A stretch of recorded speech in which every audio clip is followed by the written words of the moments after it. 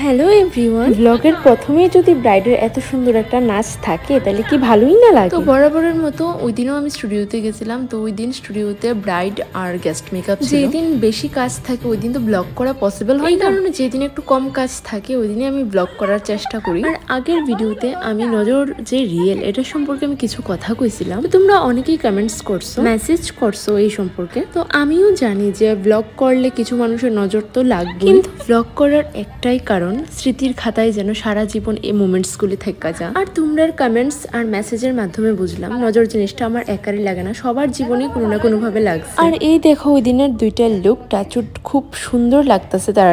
তারপরে আমি বাইরে হয়ে গেছিলাম, একটু বিশালে গেছিলাম, যেহেতু আমরা স্টুডিওর পাশেই বিশাল। একটা গিফট নেওয়ার আসছিল সোনাইয়ের জন্য, কারণ ওই দিন আসছিল সোনাইয়ের বার্থডে। তো আমারও দেরি হয়ে গেছিল আর বাড়ির থেকে মাও ফোন করতেছিল। তো তাড়াহুড়া করে একটা গিফট নিয়ে আমি তাড়াতাড়ি করে বাড়িতে গেছি গা।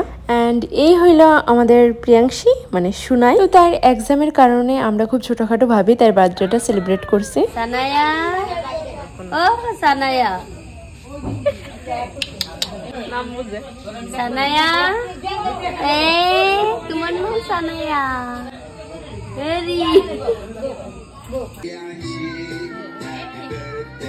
এন্ড এই হইলো আমাদের বাড়ির বাচ্চা পার্টি। তারা 5 বোন, মুন, মুনাই, সুনাই, গুড়িয়া, মাহি। আর তারা সবাই হইলো জ্যাঠাত্তো কাকাত্তো। আর আমার সব জ্যাঠাত্তো ভাইয়ের মেয়ে। তো তারা যদিও আমারে পিসি ডাকার কথা, কিন্তু আদর করে সবাই আমারে মিষ্টি কইয়া ডাকে। আর সুনাই বেলুন প্রচন্ড ভয় পায়, আর এই কারণে তারা সবাই মিলে বেলুন ফুটাইতেছে। আর এইভাবে ওই দিনের সারাটা দিন কাটাইছি। তো তোমরা সবাই ভালো থেকো, সুস্থ থেকো। তো বাই বাই। আর দেখো তোমরা বাইটা কে দিতাছে।